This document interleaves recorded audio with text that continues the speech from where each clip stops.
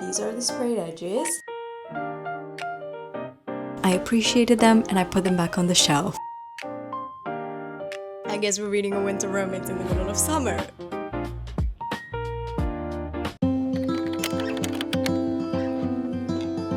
Welcome back to my YouTube channel. My name's Alex and today we're spending another weekend together reading a BookTok hype contemporary romance. This is probably one of my favorite ways to spend a summer weekend. It sounds like heaven, honestly. But first things first, before I walk you through the agenda of what we're gonna be doing in this video, let's pop open a drink. So today I'm having a ginger turmeric kombucha. This is like one of my favorite drinks.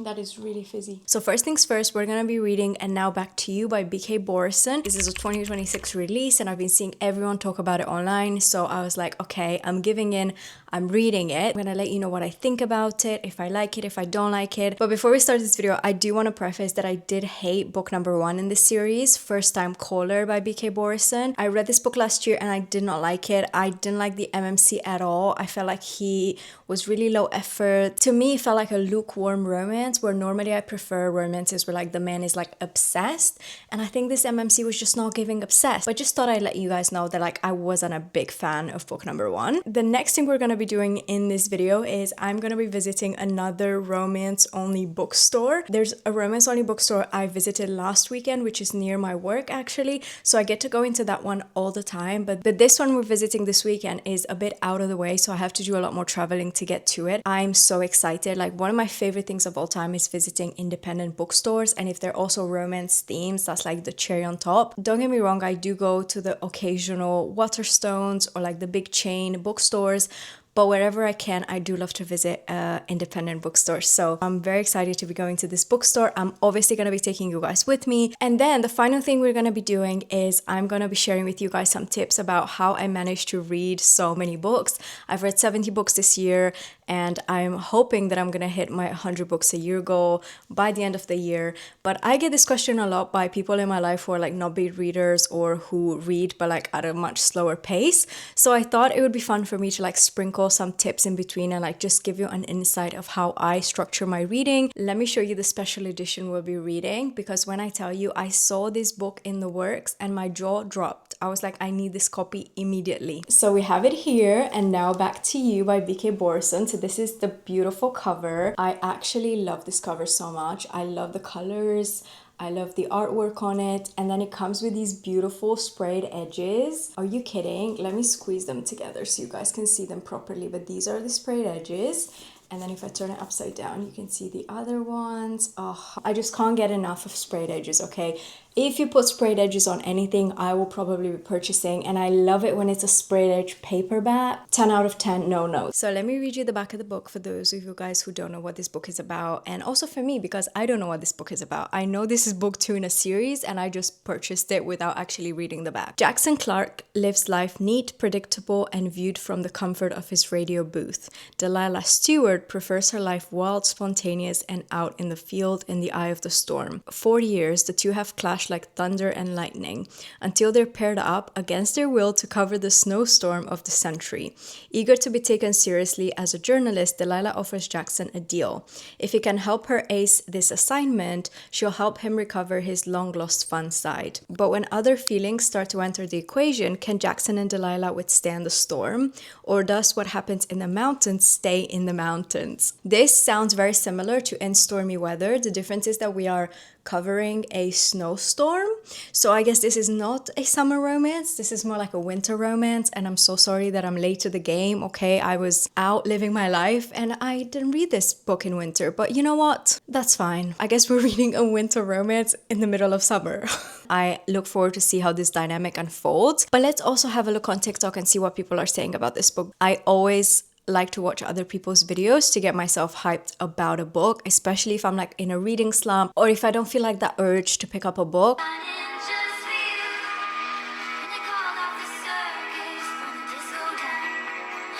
Okay, so I guess this is the vibe of the book. Like I said in my previous video, I love watching these videos because I'm such a visual person, and when someone can describe the book that I'm going to be reading to me visually through pictures, I am obsessed. I'm currently reading And Now Back to You by Borison. BK, come to the front. Come to the front. This book is doing everything that I swear to not like in romance books, and yet I'm sitting here literally foaming at the mouth. I love when people who don't read romance end up reading a romance book and loving it. Okay, to me that's a sign that it's a good romance. Yeah, this was amazing. Dare I say I liked it better than First Time Caller? Okay, the fact that this is better than a first-time caller is exactly what I want to hear, okay? Because I did not love that book. First Time Caller was a Sleepless in Seattle inspired story. Oh, I had no idea that these are inspired by classical like movies. And Now Back to You is actually a When Harry Met Sally inspired story. So Excuse me, this is a When Harry Met Sally inspired story? Jackson and Delilah have had their fair share of beef, okay? And when I say beef, I mean parking lot beef. I just spilled something on you beef. I might have accidentally scratched your car beef. Okay, so our main characters have a bit of a history. Honestly, you guys, I am convinced, okay? These reviews sound really good. I think that is everything for now, but I'll catch up with you guys once I start reading the book. 2 days later. Okay, you guys, so I'm about to head out for cocktails to meet my friends, but before I do, I wanted to give you guys an update on the book because not only have I started it, but I'm also going to be taking it out with me and I'm going to be reading it on the train. So I'm currently on chapter 6 of And Now Back to You. The story's just setting up, but I feel like I'm already liking it a lot more than First Time Caller. So let me tell you what this book is about. So we start the book with Jackson's POV. This is dual POV between Jackson and Delilah. Now Jackson is basically a single parent. He has been raising his twin sisters since he was 20 years old. He's now 28 and he's very much the responsible one in the household. He grew up with an unstable and unreliable parent, and I think that has caused him to be overly cautious, overly organized, overly put together. And because of that, everyone in his life sees him as boring or not fun or very predictable. And then we have our FMC Delilah, and she is the opposite of Jackson. She's very chaotic, she's very clumsy, things always go wrong around her. She's always the person spilling something on the floor.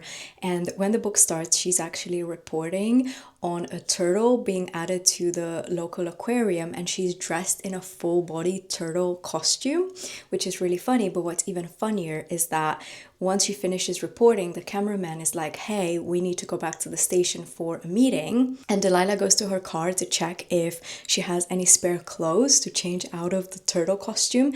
And she realizes that she forgot her clothes at home. So now she's gonna go back and join this corporate meeting dressed in a full body turtle costume. That's just to paint a picture the kind of situations that Delilah gets herself into. Also, every single chapter begins with a little segment of either radio or TV. And this is the one in the first chapter, which is really cute. And also, Jackson in this book is Aiden's best friend.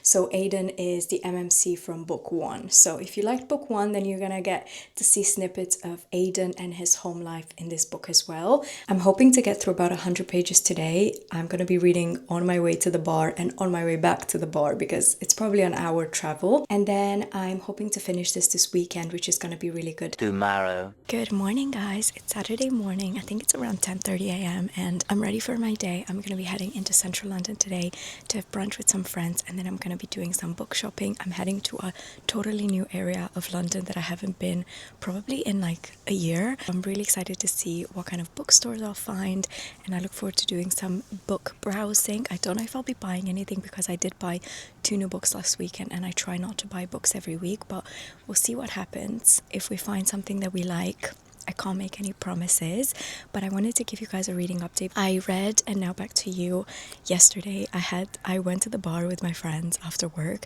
and I ended up reading on the train there and on the train back.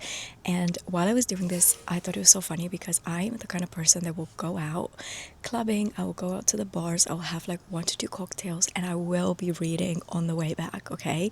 It doesn't matter what time of night it is, it doesn't matter how much I've drank, I will be reading my book. And I think that's how I managed to get so much reading done, because I spent every minute that I have free reading. So I made my way through, I think, 1/3 of this book yesterday, which is absolutely insane, but I think at this point I just have to accept that this is what I'm like as a person. So I am on page 151, and what I find really interesting is that we're getting at the point in the story where there's like a one bed trope, and I don't know if I like the way it was executed. I think usually these tropes are done well if there's like a lot of tension between our main characters, if they're already sort of like building towards something. But I think at this point in the story, our main characters, I feel like, haven't spent that much time getting to know each other.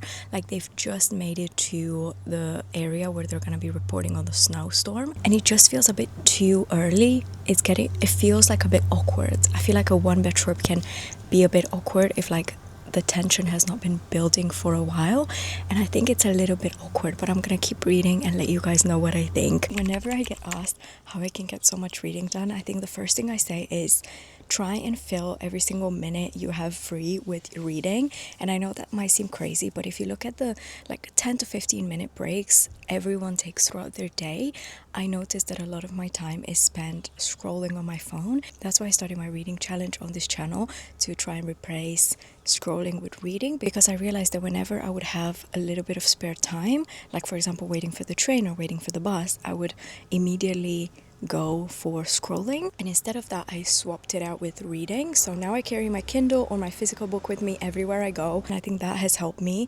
get through so much reading, because you'd be surprised, like I was surprised how much reading I can get done in these little pockets of time throughout my day. Second thing I would suggest is, if you're already using Spotify Premium, as part of your membership you get 15 hours free of audiobooks every month. I have been using Spotify Premium for ages and I didn't know this was a thing. And then when I started using it, I realized this makes such a big difference, especially because you don't have to allocate all of your 15 hours to the same book, which is different than how Audible works, for example. So you don't have to commit to purchasing an entire book to then realize an hour into the book that you actually hate it, because this happened to me so many times. You can allocate those 15 hours however you want. So I split my 15 hours between multiple books. I use those 15 hours to basically try out new books and figure out if I like them. So for example, I'll start an audiobook, I listen to the first 2 hours and then decide if I want to buy the physical book or read it on my Kindle. And in my opinion, it gets rid of that like initial resistance to starting a new book and like having to learn all about the world, learn about the characters, learn about the dynamics. By listening to it while I'm doing my chores or while I'm traveling, it sort of takes away that pressure. And by the time I pick up the physical book, I already know what's going on. I already know if I'm gonna like the story, and I'm already so much more invested. I hope you guys are finding this useful. Do let me know if you are enjoying my tips or if you want me to share more about my experiences reading. And yeah, I'll catch you guys up later when we are book shopping.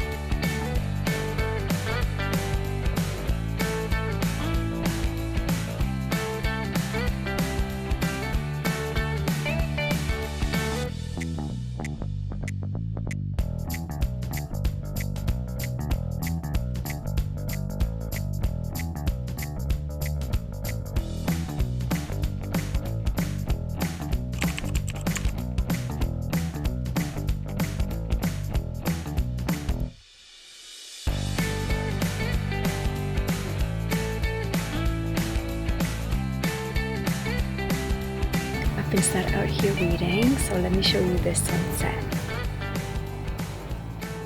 Okay, you guys, so I'm back from my day out and I'm about 50% into And Now Back to You. I did so much reading on the train. I stopped by a park. I did some reading on a bench. But let me share with you my thoughts about the book so far. I am liking it. I definitely like Jackson. I think he's really sweet. I think after reading so much romantasy and having the MMCs always be this like tall, dark and handsome and like mysterious and grumpy, to have someone like Jackson who's like so sweet and so wholesome and so shy, overthinking everything, is genuinely so sweet. It's definitely a change from all the other books. I think sometimes author can just fall into the pattern of writing the same character over and over again. So I like the fact that he's different. I like that he's representing the sweet nerdy guy. I also like Jackson's sisters. He has twin sisters and they are honestly so funny. They are very invested in his love life, and having him appear on TV is very cool for them. So I love their interactions. I also really like that Jackson's really shy when it comes to being on TV because he is the radio guy. He's always been the radio guy.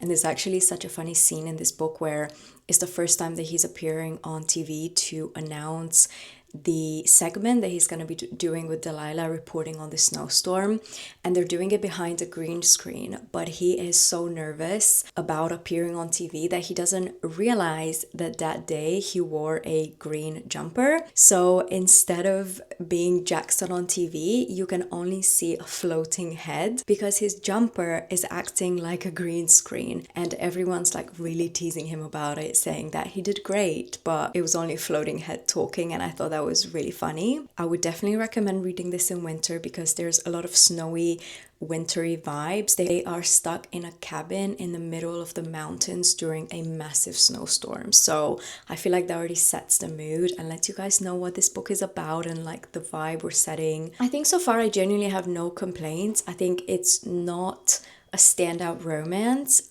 It's not blowing my mind. It's not reinventing the wheel. It's not something I haven't read before. I think so far for me, this is just like a cute, sweet rom-com. Like I could definitely see this playing out in my head like a movie. I've been lost inside a daydream. These hopes of mine could really break me or catch me by surprise. Faces, sun-kissed skin inside a basement. Good morning, guys. It's Sunday and I'm ready for my day. I'm gonna go into central London and do a workout class in a bit, but I wanted to give you guys a reading update because I ended up staying up quite late last night reading the book and I have thoughts, okay? Are we surprised that I have thoughts? I'm not surprised because at this point, if I had no thoughts, I'd be concerned, but this is how far along I am in the book. I did so much reading last night. I'm basically gonna finish this little bit today. But I think now that I sat with the story a bit more, there's a few questions and thoughts that came up to me that I just want to discuss with you guys because I have no one else to talk to about these things, okay? First things first, I wish I saw Delilah interact a lot more with Jackson's sisters. I know he's kind of portrayed at the beginning of the book like a bit of a single dad. He's had custody of them for a very long time. And you can tell they're missing that like motherly element or that female role model in their life. And I genuinely wish that Delilah would have interacted with them a lot more than what she did in this book because I think she would have been an amazing role model and they already love Delilah so much. Another thing is it's not really making sense to me why Jackson and Delilah are heading in the middle of the mountains to report on a snowstorm. Now that I sat with it a bit more, I understand that people are affected, but I was expecting it to be more of them traveling to a location where a lot of people are affected by the snow and like interviewing locals. Don't mind me coming through. Keep up the good work. I think it would have been really nice for them to go to an area that is being hit really hard and have a chance to like interview locals and understand how people are protecting themselves against the snow rather than going somewhere that is really isolated where people are just like not leaving their homes and not really interacting with anyone. It's leaving me with some questions around the logistics.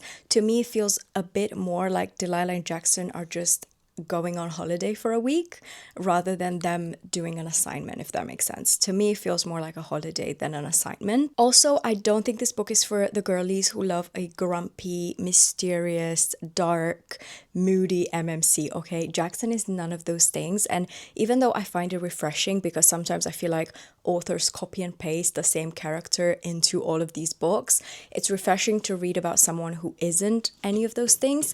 But I think if you are dead set on a grumpy MMC, then I don't think this book is for you. I do think there was a missed opportunity to make Jackson a bit more multifaceted. I think he comes across a little bit one-sided at times, because at the beginning of the book he's portrayed as this like responsible, organized, planner type of person, which is great. I was kind of expecting him to go on this trip with Delilah and really show us that, you know, behind someone who's nerdy and shy and organized and anxious, that there can be another side to them that is, you know, quite spontaneous and quite fun if they are nurtured in the right environment and around someone they feel comfortable with, because that has been my experience with these types of people in the real world. To me, it feels like Jackson has one side to his personality and he sticks to it throughout the entire story. He doesn't really step out of the caretaker role. Even when he's just with Delilah, he continuously looks after her, which is great, is an amazing trait.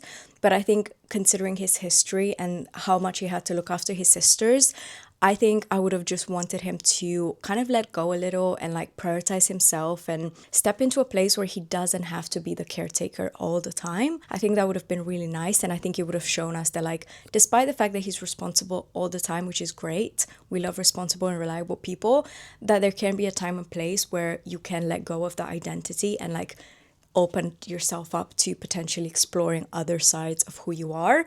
And I just don't think I saw that here exactly how I envisioned it, if that makes sense. But I think it's still a really great story. I think if you guys like the nerdy MMC trope and the more like outgoing crazy girl, I think this is a perfect read. And but I'm going to finish this book today. I'm going to go to a reformer class. I'm going to read this book on the train.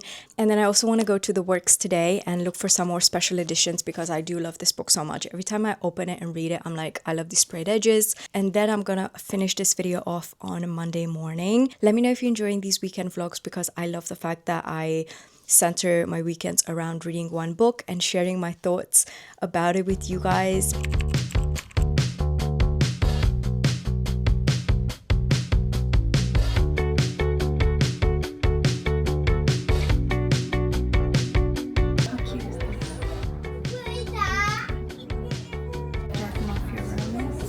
Dark Mafia. Is it Mafia or Mafia? I don't know. I'm basically a human tripod.